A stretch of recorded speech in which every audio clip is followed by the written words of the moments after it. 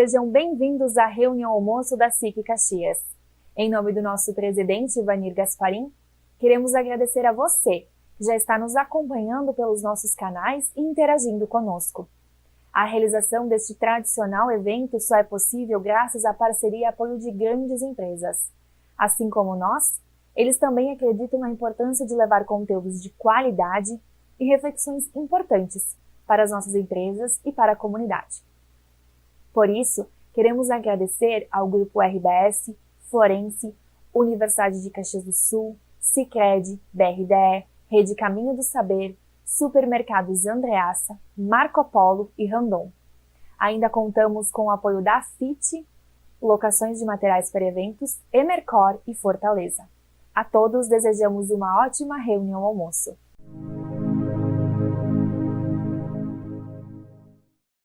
Senhoras e senhores, existem pessoas que se dedicam e se doam durante toda a vida, ou por décadas, com o objetivo único de promover o bem-estar e o progresso de uma cidade, uma região, de uma classe, de uma causa.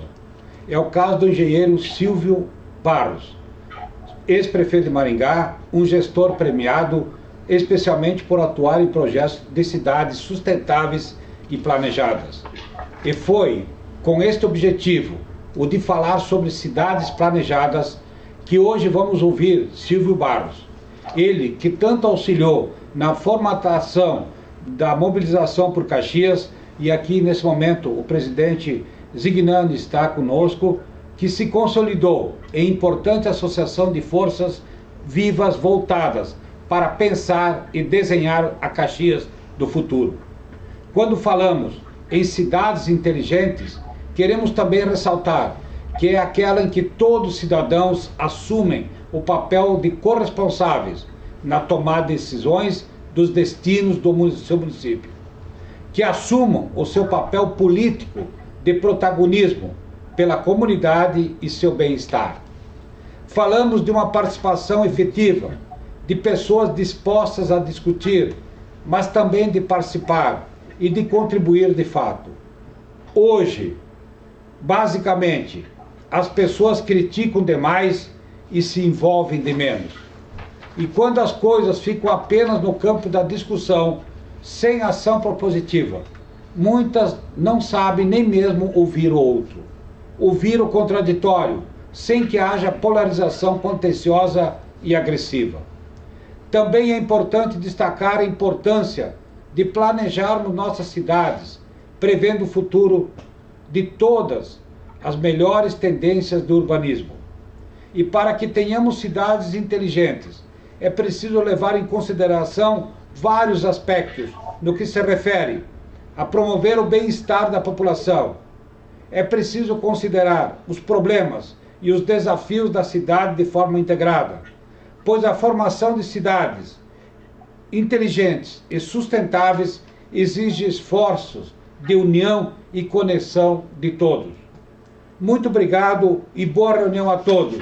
Com a palavra, o nosso palestrante de hoje, Silvio Barros.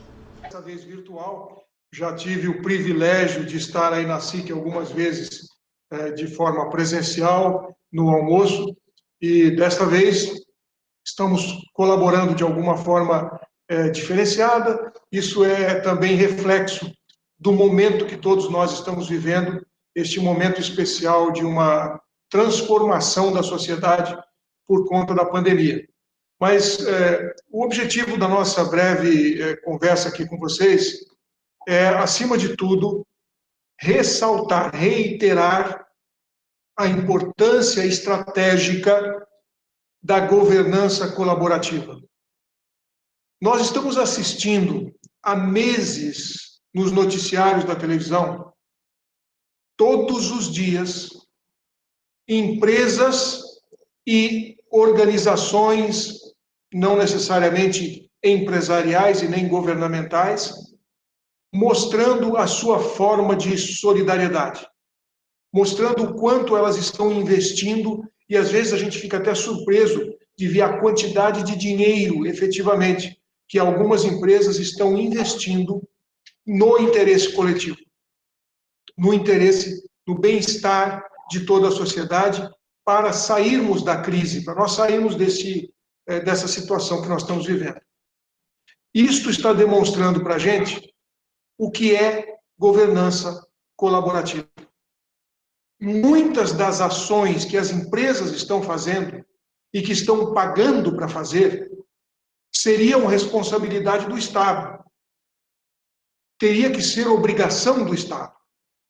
Mas nós todos sabemos que o Estado brasileiro não tem pernas para atender todas as nossas necessidades em circunstâncias normais, que dirá num momento como esse, de uma crise tão intensa e aguda como a que nós estamos vivendo.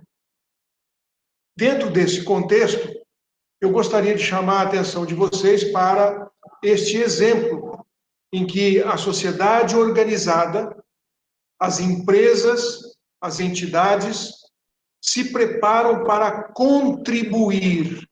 Não é para cobrar, não é para reclamar, não é para criticar, é para contribuir, para somar esforços com o governo e, desta forma, ajudarem a construir uma sociedade mais resiliente, mais capaz de suportar esses golpes e se reerguer e seguir adiante. E a pergunta é: seguir para onde? Seguir adiante em qual direção? E isso é uma pergunta que gera uma inquietude na gente. Seguir adiante em qual direção? Quem de nós sabe efetivamente para onde nossas cidades estão indo?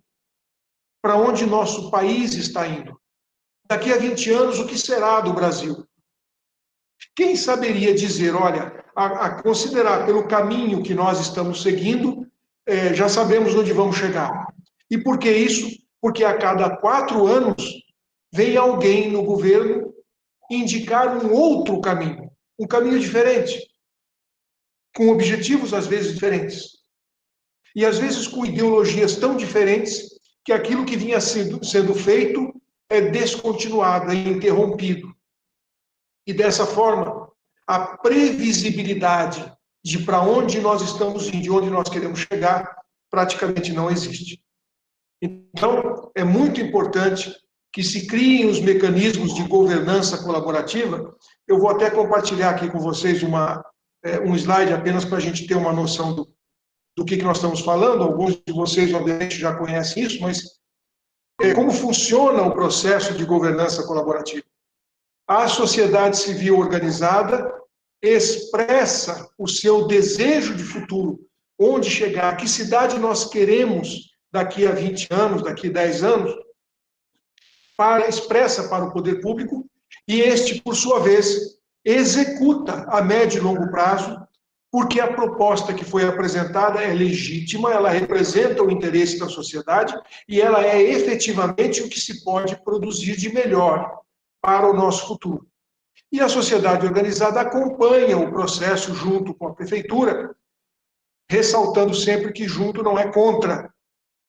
Eu acabo de dizer, não é para criticar, não é para reclamar, não é para cobrar da prefeitura, mas é junto com toda a expertise, o conhecimento, o voluntariado da sociedade organizada, emprestar a sua expertise, o seu know-how, para que a prefeitura possa solucionar os problemas da melhor maneira possível.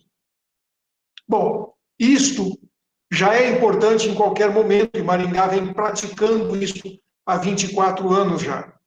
Mas num momento de crise é muito mais importante. E o importante aqui é a gente lembrar que a crise, seja ela qual for, ela sempre traz uma oportunidade. Tanto que, em chinês, todos nós sabemos, né? Crise é wei ji, sendo que wei é perigo e ji é oportunidade. E como diz o nosso prêmio Nobel de Economia, Paul Romer, a crise é uma coisa terrível demais para ser desperdiçada.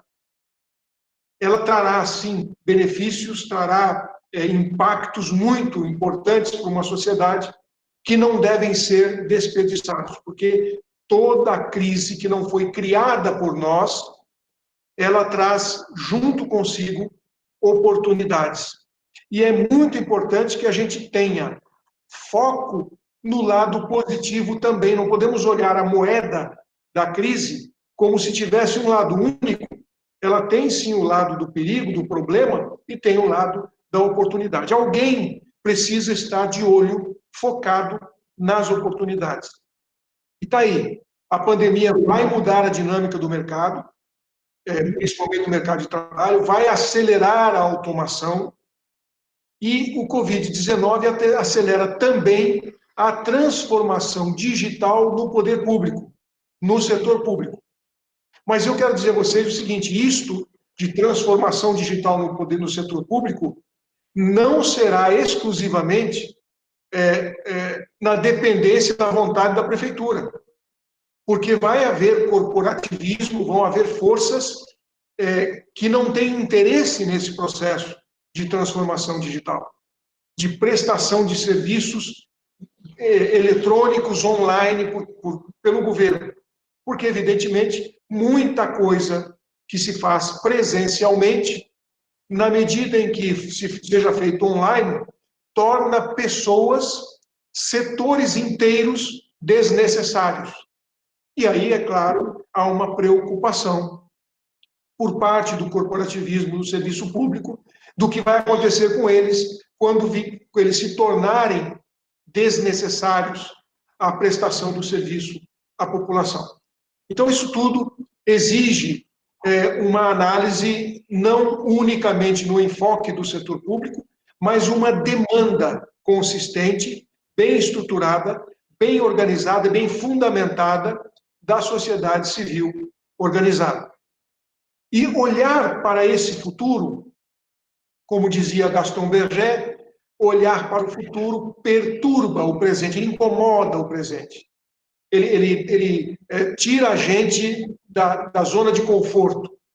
E aí as pessoas, perante o futuro, assumem algumas atitudes. Uma dessas atitudes, a primeira delas é ser passivo.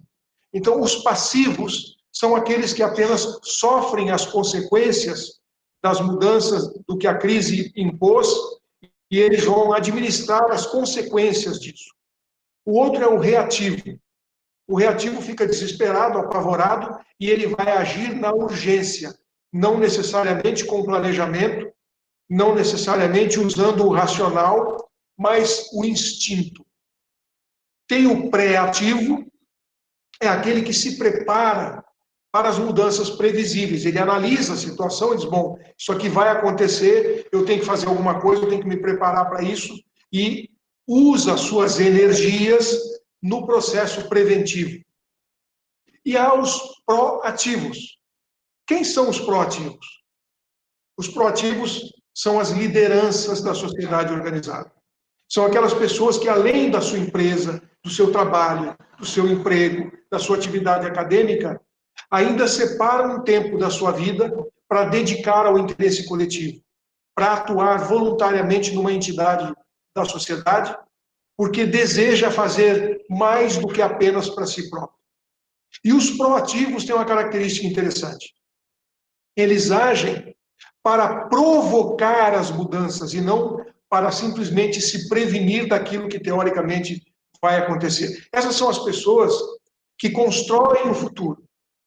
São as pessoas que desenham o futuro. São as pessoas que fazem planejamento de longo prazo, entendendo de maneira muito clara que o planejamento de longo prazo não tem nada a ver com decisões futuras, e sim com as consequências das decisões que nós estamos tomando hoje. E nesse contexto, eu gostaria de colocar para vocês que, na verdade, nós estamos desenvolvendo uma ação aqui que, neste processo, que passou uma experiência muito interessante na cidade de Caxias do Sul. Faz 2 anos, praticamente, que nós estamos atuando nesse processo de governança colaborativa com o MOB Caxias. O MOB Caxias mobilizou, de fato, eu diria centenas, mais de uma centena, né, de lideranças da cidade para atuar em 6 grupos de trabalho, desenhando a cidade que a sociedade caxiense deseja para o futuro. Preparando isso em ações, em projetos, objetivos estratégicos, indicadores para poder medir o quanto a cidade efetivamente avança na direção daquilo que quer. Foram centenas de horas de trabalho de empresários, de lideranças, de acadêmicos, que se dedicaram voluntariamente a construir o modelo da cidade que vocês gostariam de ter. E, nesse contexto, foi produzido, então, uma agenda como contribuição para os candidatos a prefeito. Uma colaboração, governança colaborativa, uma colaboração para que os candidatos recebessem subsídios, ações, projetos, indicadores de como a sociedade gostaria que Caxias fosse e de que decisões precisarão ser tomadas agora para que este caminho seja construído gradativamente ao longo das próximas 4, 5 gestões municipais. Gente, esse é um trabalho fantástico. E a SIC teve um papel fundamental, porque a maioria das nossas reuniões foram exatamente na sede da SIC, esse guarda-chuva que traz consigo tantas outras entidades. Foi absolutamente imprescindível que nós contássemos com essa parceria MOB Caxias e particularmente a SIC para que houvesse uma mobilização real, efetiva, e a partir daí nós pudéssemos, de fato, construir uma agenda, uma pauta de discussão. E aí eu quero só fazer mais uma sugestão aqui, um comentário para vocês, dizendo o seguinte: o que envolveu esse processo? Que tipo de cidade nós queremos? Esta cidade que foi desenhada no projeto desenvolvido pelo MOB Caxias é a ideia de que daqui a alguns anos, daqui 20 anos, 10 anos, se possível, o ideal seria 10 anos, a cidade de Caxias tivesse conseguido erradicar a pobreza e a fome, tivesse saúde de qualidade, educação de qualidade, água e saneamento básico para todo mundo, empregos dignos e crescimento econômico, redução de desigualdades, que fosse uma cidade inovadora, líder, pioneira em uma série de coisas, uma cidade sustentável, com os conceitos de sustentabilidade, de um ambiente saudável para as pessoas, uma cidade adaptada e preparada para as mudanças climáticas que se tornarão cada vez mais intensas e cada vez mais frequentes, sacrificando não apenas patrimônio, mas sacrificando vidas. E a cidade precisa estar preparada para isso. Como que a gente constrói o caminho para se chegar numa cidade dessa em 10 anos? E eu queria mostrar para vocês como que esse projeto andou. A Agenda 2030 da ONU, dos Objetivos do Desenvolvimento Sustentável, tem uma enorme coincidência com esse projeto. Erradicação da pobreza, erradicação da fome, saúde de qualidade, educação de qualidade, água e saneamento para todos, empregos dignos e crescimento econômico, inovação, redução de desigualdades, cidade e comunidade sustentável. Vejam só, a ONU já vem trabalhando nisso e tem uma proposta para alcançar esses objetivos em 2030. E por que não convergir as ideias, os projetos, as ações, os objetivos estratégicos que a sociedade caxiense se propôs a alcançar na cidade que todos vocês desejam, com algumas das metas, com alguns dos indicadores, com alguns dos projetos que a própria ONU propôs ao mundo e que o Brasil é signatário? Por que não convergir isto e aproveitar para proteger esses projetos, que são projetos não apenas da sociedade caxiense, mas do Brasil e do mundo, contra a descontinuidade político-ideológica das próximas gestões e garantir que a cidade de Caxias sabe para onde vai e caminha nessa direção, colaborando com as gestões municipais, independente do seu partido ou da sua ideologia, mas com projetos absolutamente coerentes com o olhar de futuro. E aí, o papel tão importante, tão fundamental da sociedade organizada. É preciso dar prioridade. Nós vamos assistir agora, até o final da campanha, os candidatos propondo soluções sociais para os problemas de saúde, de educação, de segurança habitacionais, problemas sociais na cidade. Mas todos os projetos sociais que qualquer gestão pública queira implementar, e eu digo isso pela experiência de prefeito durante 8 anos que fui, custam dinheiro. E de onde vem o dinheiro? Quem vai financiar esses projetos sociais para a cidade? A atividade econômica, o desenvolvimento econômico. Se não houver atividade econômica vigorosa, se não houver desenvolvimento econômico, não haverá recursos para realizar os projetos sociais. E aí, mais uma vez, a governança colaborativa tem um papel absolutamente fundamental e crítico, porque a sociedade, através das entidades de classe, e eu aí afirmo o papel importante da SIC nesse processo, as entidades empresariais, junto com um movimento de mobilização e de governança colaborativa, ou através desse movimento, que é o caso do MOB Caxias, poderão fazer com que a cidade tenha, sim, a sua leitura de prioridade no desenvolvimento econômico, no vigor da atividade econômica, para que ela possa, junto com a prefeitura, colaborando com a prefeitura, financiar o desenvolvimento social. Olha, gente, a importância que tem essa parceria. Olha o quanto isto é relevante nesse processo. E é isso que a gente gostaria de concluir dizendo a vocês. Esse processo é um processo fundamental. E a Caxias do Sul acabou de dar um fantástico exemplo. Nós estamos, a Márcia, a Santinha e eu, trabalhando em várias cidades do Brasil. Nós ajudamos a montar a governança colaborativa em inúmeras cidades. Estamos trabalhando em várias dessas cidades hoje.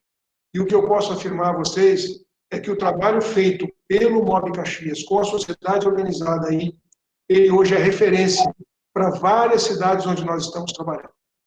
O esforço feito, o empenho que vocês dedicaram, o tempo que vocês dedicaram e o resultado do que vocês produziram. Esta agenda que foi entregue a todos os pré-candidatos a prefeito, todos eles receberam a agenda. Os candidatos agora estão interagindo com os grupos de trabalho, buscando mais informações, mais subsídios. Isto é o que todas as cidades brasileiras deveriam estar fazendo. Porque é essa colaboração, é esse conjunto de intenções do gestor público com a sociedade nos projetos que mais interessam ao futuro da cidade, é isto que vai fazer do Brasil o país do futuro que todos nós sonhamos. Eu já passei dos 60, eu escuto falar que o Brasil é o país do futuro desde que eu era criança. E esse futuro não chega nunca.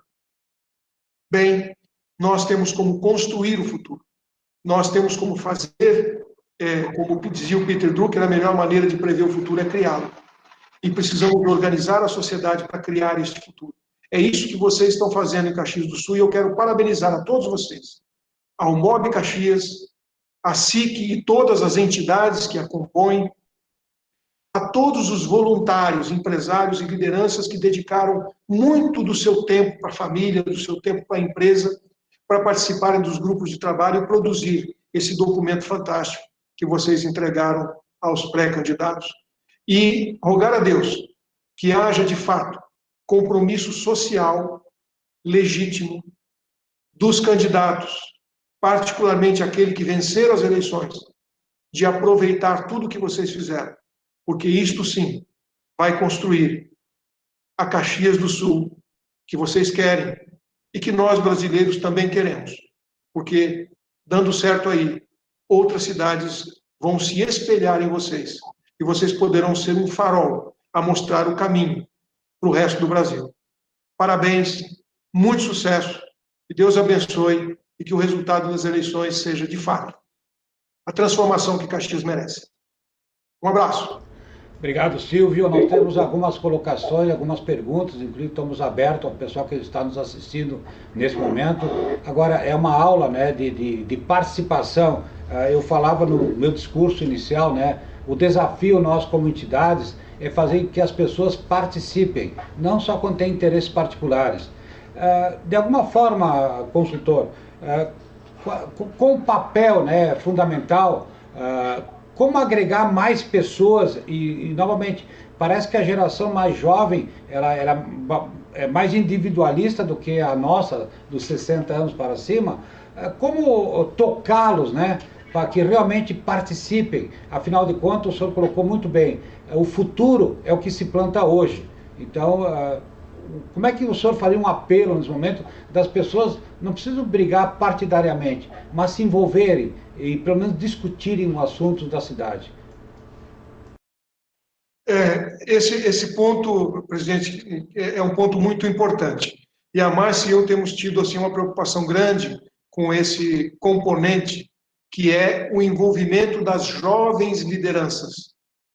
Nós que estamos fazendo esse trabalho hoje, nos próximos 20 anos, na construção da pauta que a gente quer para daqui a 20 anos, nós não vamos estar no comando.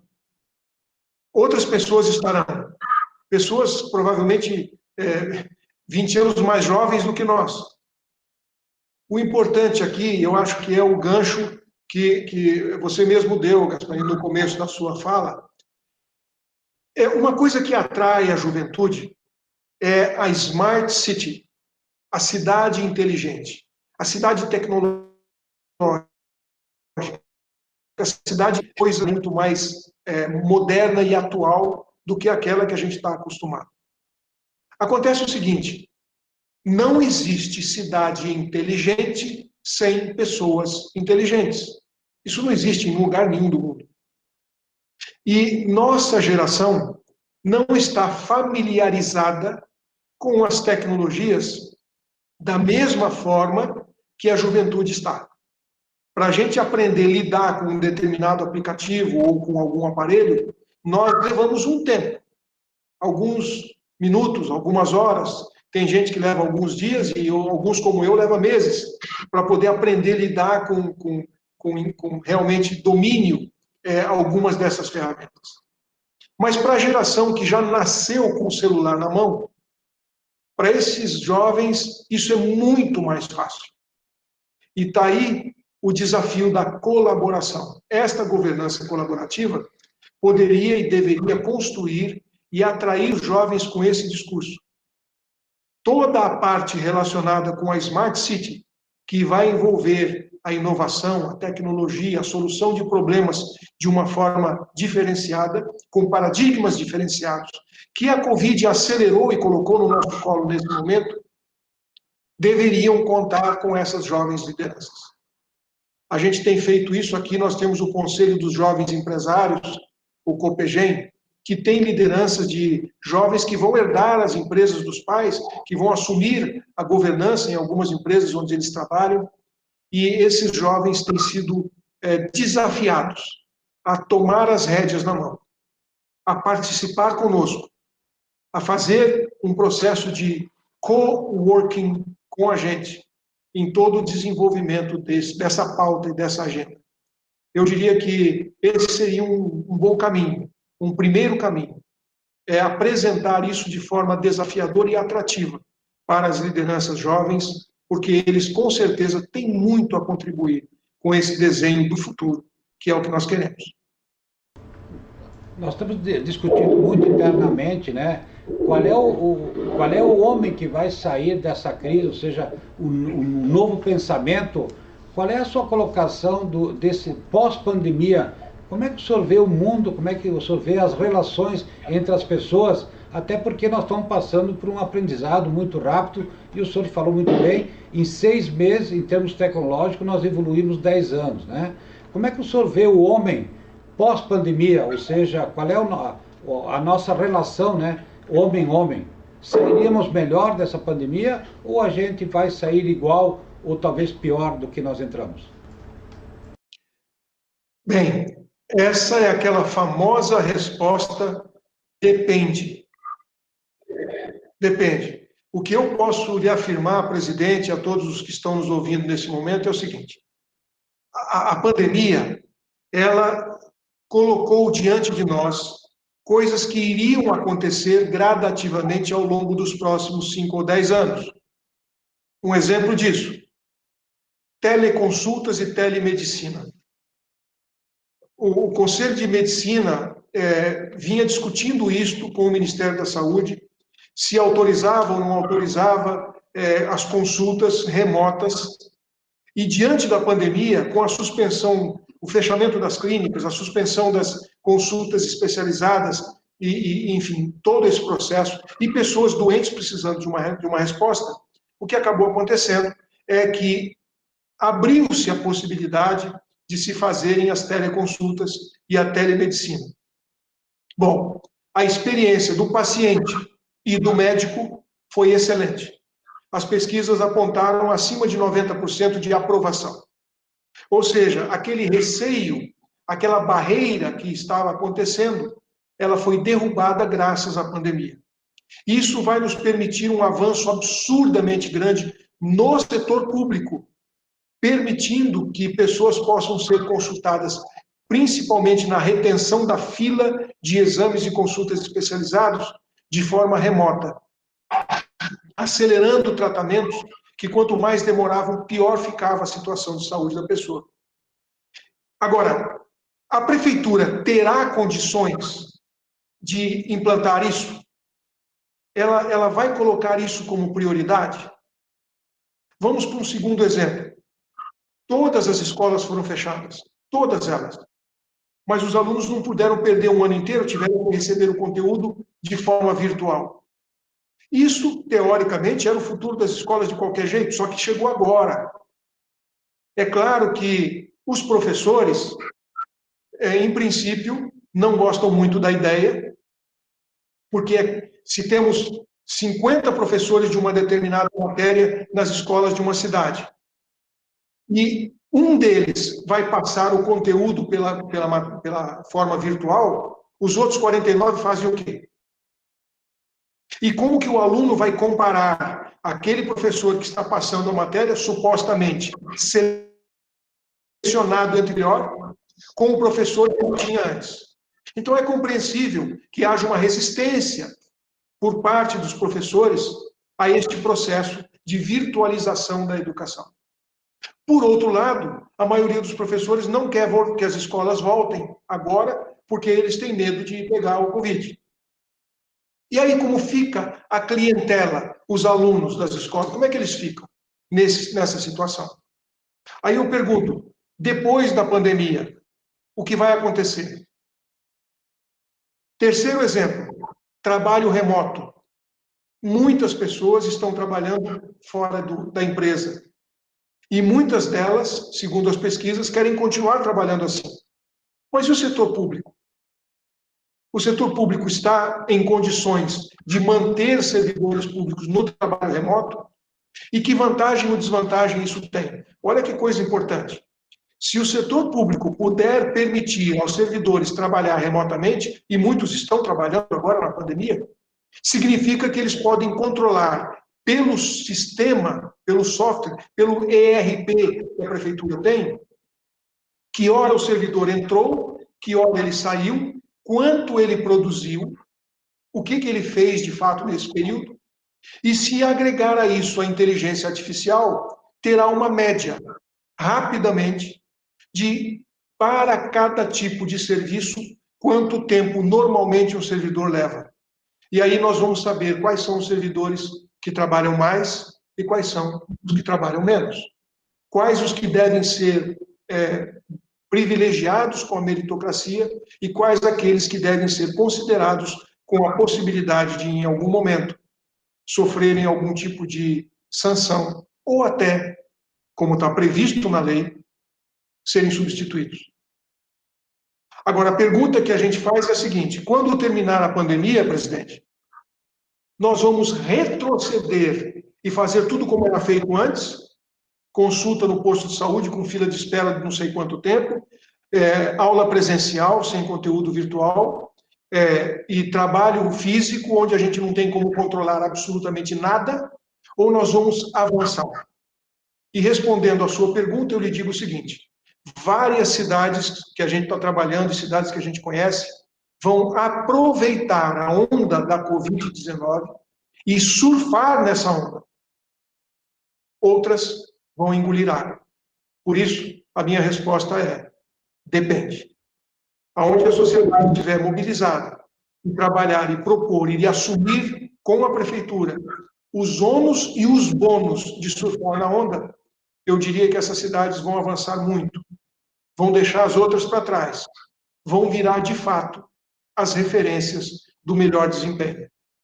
Mas, enquanto isso, a resposta é: depende. De repente, brigamos tanto por mérito,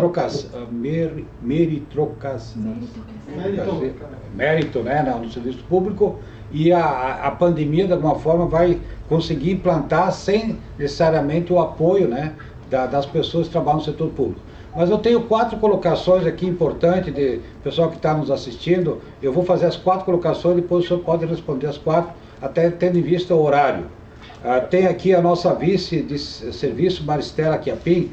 Qual a sua sugestão para gerarmos desafios a ponto de conseguirmos reter e trazer de fora também, né, o Zignani fala isso, talentos em nossas cidades? Ou seja, não adianta só reter se a gente não está trazendo também pessoas de fora.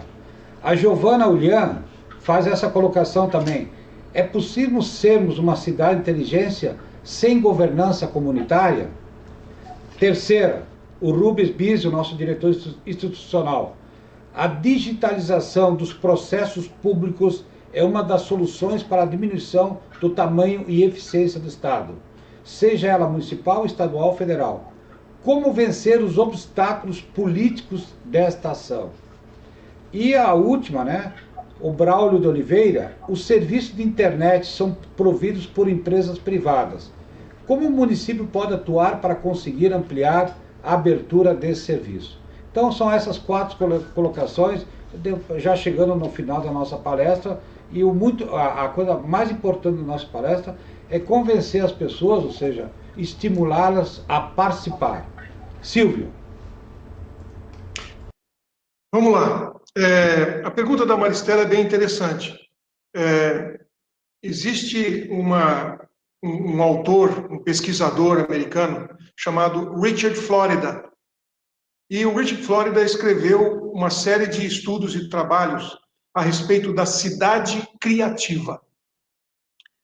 E ele contextualiza a cidade criativa como aquela que oferece lazer, cultura, atividades as mais variadas possíveis, além de inovação e tecnologia, para atrair e reter pessoas. Cidades pobres em cultura, cidades pobres em atividades de lazer, elas não conseguirão reter os jovens, elas não conseguirão reter as pessoas que hoje conseguem trabalhar independente de onde elas estão.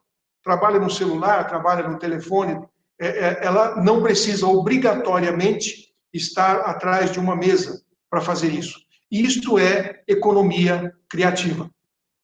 Então, eu diria, Maristela, que um dos lugares onde a gente pode e deve atuar para esse processo de atração e retenção de talentos, e isso está, digamos, academicamente comprovado nos trabalhos de Richard Florida, é tornar a cidade criativa.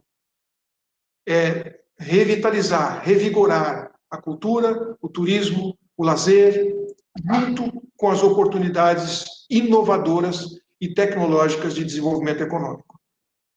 Está aí um caminho, não sou eu que estou indicando, mas tive a oportunidade de ler e conhecer o trabalho do Richard Florida e sou obrigado a concordar com ele. Tem muito fundamento acadêmico nisso.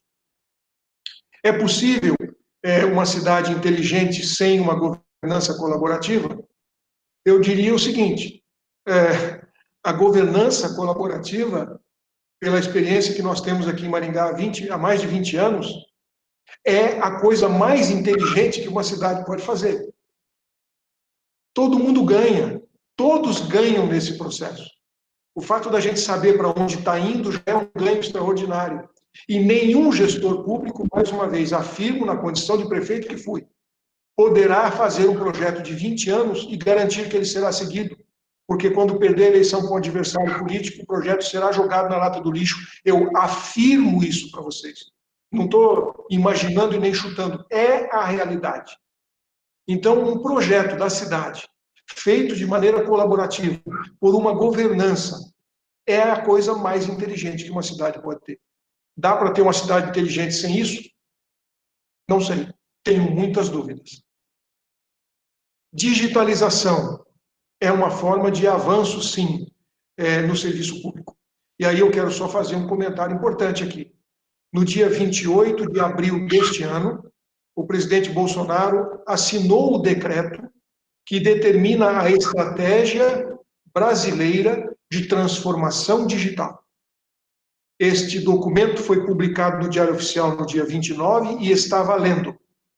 O que diz a estratégia brasileira de transformação digital? Recomendo que aqueles que têm interesse nisso entrem lá no Google, vejam o que está escrito no decreto e o que é a estratégia brasileira de transformação digital.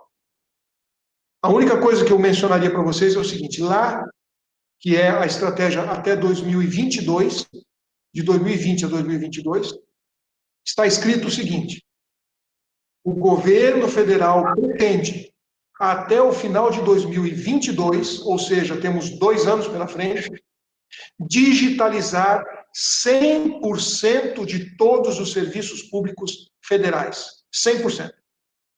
E há uma proposta, não é uma imposição, mas uma proposta, de que a estratégia de transformação digital seja incorporada por estados e municípios. E a digitalização do serviço público é absolutamente essencial para que ele possa ser prestado de forma digital e online. Então, é um requisito básico. A proposta é envolver e fazer com que a cidade de Caxias do Sul, ou as cidades que estão nos assistindo nesse momento, venham a aderir à estratégia brasileira de transformação digital naquilo que elas podem prestar, no tipo de serviço que ela pode fazer. É evidente que você não vai fazer coleta de lixo de forma digital e nem fazer o planejamento sim, mas a urbanização da cidade, cortar a grama, cuidar das flores, isso não se faz de forma digital, evidentemente. Porém, muitos serviços podem sim ser digitalizados e com isso torná-los mais eficientes, mais rápidos, mais baratos e, acima de qualquer coisa, infinitamente mais transparentes. Porque se o gestor pode controlar aquilo que o servidor está fazendo em casa, qualquer cidadão pode. É isso aí. Última pergunta. Conectividade. É evidente que sem internet nada do que nós estamos falando aqui vai funcionar. A conectividade é absolutamente indispensável. É verdade que a maior parte da conectividade disponível hoje, se não a exclusividade dela, é privada. E eu não defendo que ela deixe de ser privada, mas defendo sim, baseado no que a gente assistiu agora com a pandemia, jovens, crianças, morando em áreas mais, digamos, periféricas da cidade, onde não tem internet e eles não puderam assistir aula. Isso aumentou o abismo, a distância entre as classes sociais. Então, nessas áreas, a prefeitura deveria fornecer obrigatoriamente e gratuitamente o acesso à conectividade. Se ela vai comprar de uma empresa ou se ela vai proporcionar isso com sua própria rede, é uma decisão que cabe ao gestor e ao caixa, ao orçamento da prefeitura.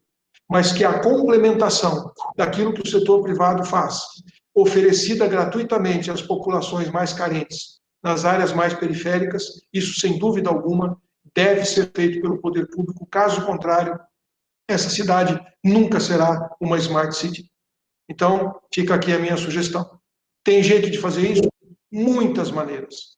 Muitas maneiras. Eu sei que aí o pessoal de Caxias já está estudando, o departamento aí de água e esgoto, uma tecnologia relativamente nova no mundo, que é colocar a fibra ótica nas redes de esgoto e nas galerias de água pluvial e fazer com que ela chegue aos mais distantes lugares da cidade. Onde existe rede de esgoto, onde existe galeria de água pluvial, dá para você colocar a fibra ótica dentro da tubulação. Isto sem a participação do poder público é impossível, porque é o poder público que detém essas galerias e essas redes. Então, tem alguma coisa que a prefeitura possa fazer? Tem, sim, senhor. Deve fazer? Com certeza absoluta, deve, sim, senhor. Antes de dar as suas considerações final, é importante colocar, eu acho que o recado que numa época de eleição, o que se promete resolver são os problemas sociais. Mas para resolver problemas sociais, inclusive instalação de internet, você depende de recursos. E esses recursos, de alguma forma, vêm do trabalho, vêm dos empreendedores, vêm dos empresários com suas empresas produzindo. Acho que isso, o recado é muito importante, né? Porque às vezes promessa sem recurso, nada se resolve. Nós, na próxima reunião almoço, segunda-feira, é alusiva ao troféu Ari Serra Gaúcha e terá como palestrante a consultora Carolina Bahia. E o tema será também jornalismo pós-pandemia. Silvio Barros, suas considerações finais, foi um prazer tê-lo aqui conosco, de suma importância e no momento de decisão. O senhor falava de 4 em 4 anos nós temos eleições, mas lembrar que no Brasil é de 2 em 2 e daqui 2 anos, de alguma forma, alguns candidatos para estadual ou federal são do município, são cargos eletivos, e isso influencia aí muito. Infelizmente, né, nós não temos a eleição de 5 em 5 anos que essa casa defende para todos os níveis, e aí as pessoas poderão voltar a trabalhar. Que bom ter o senhor conosco. Suas considerações finais. Bem, eu agradeço mais uma vez, presidente Gasparini, agradeço a todos. Eu quero agradecer também aqui ao Zignani, o presidente do MOB Caxias, que foi uma pessoa que nós tivemos o prazer de conhecer e trabalhar aí durante quase 2 anos, sob o comando dele. Quero parabenizar a vocês pela iniciativa e dizer, como já falei, apenas para encerrar aqui, nós temos muito interesse de ver o sucesso do trabalho de Caxias do Sul sendo usado como uma referência para o resto do Brasil. Parabéns por todo o esforço que vocês fizeram. Aproveitem bem este momento, já que todos os candidatos se interessaram pelo que vocês estão apresentando, e eu deixaria minha última mensagem com uma palavra, um dito interessante para ser compartilhado. Nós não herdamos o mundo dos nossos pais. Nós o tomamos emprestado dos nossos filhos. E isso aumenta muito a nossa responsabilidade. E isso também nos obriga a envolver os nossos filhos no processo de decisão daquilo que nós vamos fazer com o mundo, com o nosso país, começando pela nossa cidade. Um grande abraço, Deus abençoe e a gente se encontra por aí. Muito obrigado e até a próxima segunda-feira com a Carolina Bahia.